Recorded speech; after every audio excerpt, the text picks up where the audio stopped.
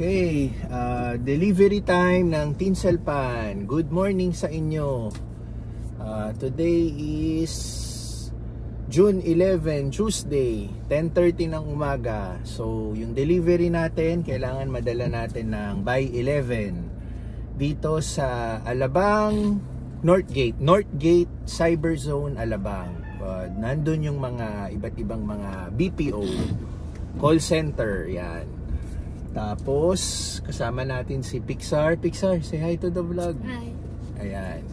So, kaya natin kasama si Pixar dahil later today, meron naman siyang baseball practice. So, ang naging plano namin, si Tinsel kasi pagod na. Siya yung nagluto, sila ni Ate Teta and Richie, no? Silang nag-prepare ng delivery natin today. So, it's my turn to deliver it.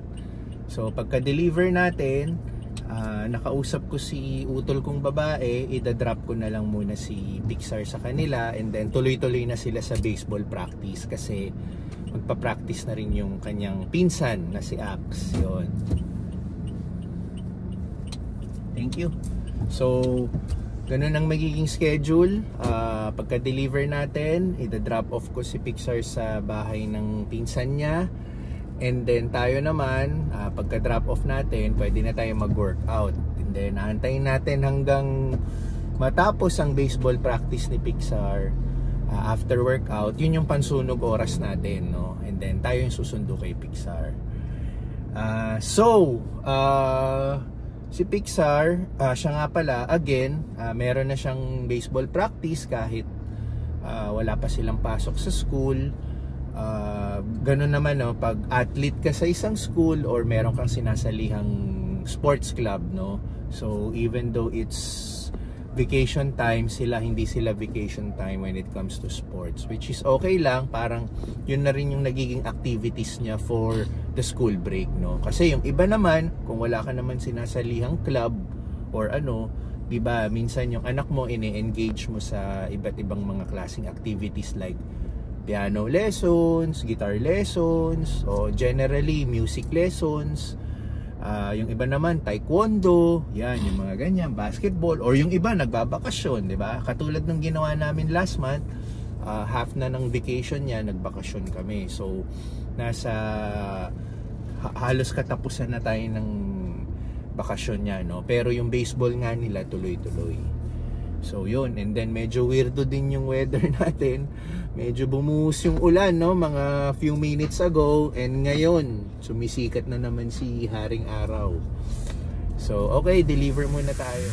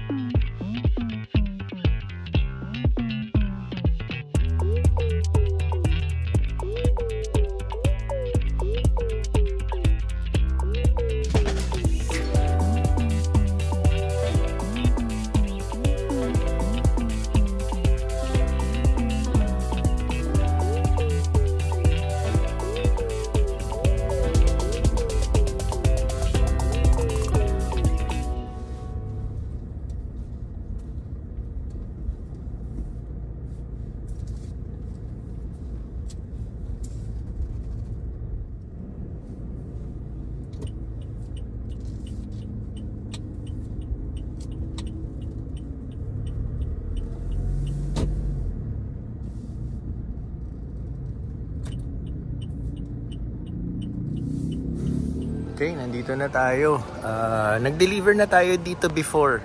Same, repeat client kasi tayo. Nandito tayo sa Vector 1 building, tas Vector 2. So, ang i-deliver natin dito sa Vector 1. So, ito yung mga buildings sa mga BPOs. Yan. So, exactly may vlog din ako na exactly dito tayo nag-deliver. I think dito ako pumwesto nun. So, Again, repeat client to, no? So, nagustuhan nila. Hindi ko rin alam kung exactly 1 year ago, no, yung order nila. So, I think may something about the month of June, no? Kaya sila nag-order ulit. At saka ang dami nilang orders eh. Again, ito yung orders nila. Cordon bleu, caldereta, carbonara, lumpiang Shanghai. Eh, nasa ilalim si chicken wings. Yan. Yung kanina. So, nag-contact na rin tayo sa kanila. Inantay na lang natin sila bumaba. Miss Christine?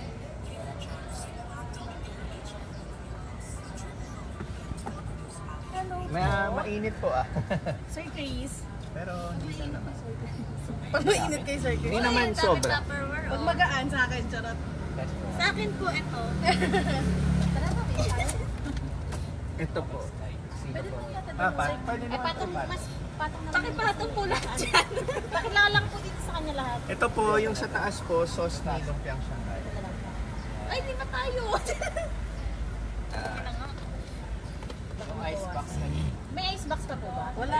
Hindi po. Okay na po yan. Sige. Okay na po na nag... Ito Ay, po, may cash ko na payment lang. pala. Apo, Hindi ako in-inform. So, magkano po ito? 5-5.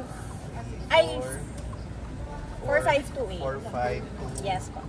Sige, sabihan ko na lang Thank you po. so much po. Salamat po. Parang exactly 1 year din po. Yes po. May Birthday ng boss namin. okay. Ano din po ka na. Parang naalala ko. Sabi na yung parang exactly 1 year din eh. Thank you po. Sige ha. Okay. So, na-deliver na natin. Mission accomplished. So, yun nga, no? Tama yung na-assume ko, no? Exactly 1 year yung huling deliver natin sa kanila. Tapos, na-curious na tayo, no? Is there something ba about this month na ano? Yung pala, birthday ng boss nila. So, I don't know if sagot ng boss nila yan or sagot nila yan na nag-ambag-ambagan sila kasi common yan sa isang sa isang corporate setting, no, yung mga magkaka-opisina. Minsan gusto natin i-surprise yung bossing natin, yung bisor natin, mag-aambag-ambagan tayo, and then pagpasok niya sa opisina, masusurprise siya, may mga nakaprepare ng pagkain, no. So I assume lang ganun nangyari, pero hindi ako sure. Pwede naman sagot ni bossing, sabi niya maghanda kayo, bahala kayo sa kayong gusto umorder. So buti naman tayo pa rin yung naalala nila, sa atin sila umorder. So good yun, no? Naalala nila yung lasa a year ago, no? So okay, next pala, before ko pala ihatid si Pixar sa bahay ng pinsan niya sa kay Utol, dadaan muna kami sa bahay ng lola niya kasi nandun yung ibang mga gamit niya sa baseball. So since nandun na rin kami, makikikain na rin siya ng lunch, no? Tayo naman hindi pa tayo oras mag-lunch kasi tumatakbo pa yung fasting natin. So yun. Okay.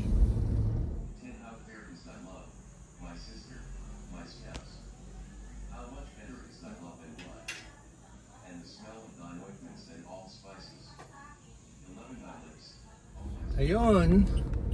So, naka-lunch na si Pixar at nahatid ko na rin sa bahay ni Utol. So, nandun na siya ngayon. So, tuloy-tuloy na sila, no? Ilang oras, antay sa bahay, and then magbe-baseball practice na sila. So, tayo, maya-maya pa sigurong mga 5 or 6 ng hapon, susunduin na natin siya after ng practice nila. So, ano pa lang naman, halos kakaalas 12 lang ng tanghali, no? So tayo ngayon, ang next task natin, i-check naman natin yung progress ulit, no, nung bahay sa Rainbow Village. So inayos ko yung ruta ko para sunod-sunod yung natin, no, mga kailangan natin gawin. So yun yung next na gagawin natin. Sa pagkakaalam ko, dapat tapos na yung pagsesemento sa second floor kasi yung huling bisita natin, no, may mga nakaabang na structure para sa pagbuhos ng semento. So yun, dapat ang makita natin ngayon, nakapagbuhos na sila. So yun, yun ang i-check natin, and then after nun pwede na tayong mag-workout. So ayun, lumilitaw-litaw na naman si araw. Kanina nagbabadyang umulan, ngayon si araw magulo ang panahon. So kailangan ready tayo dahil iwas sakit, no? Okay.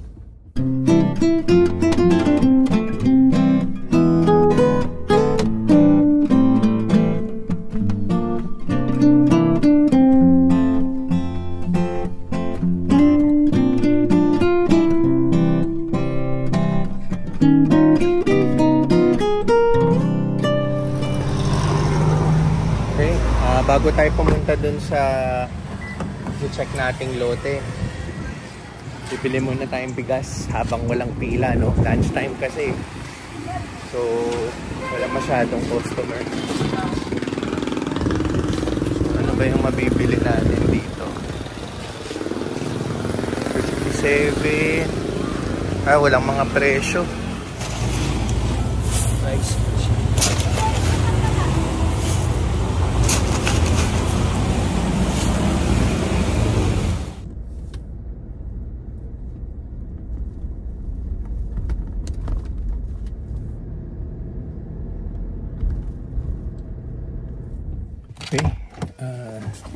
Nandito naman tayo sa Rainbow.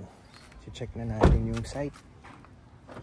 Yan, tirik na tirik ang araw kasi alas 12 ng tanghali. So ito siya. Isilip tayo. Ayan. So mukhang nagpapahinga sila. Nakapagbuhos na, no? Ay, wala pang buhos yan? Akala ko may buhos na. Akala ko nung nakaraang linggo.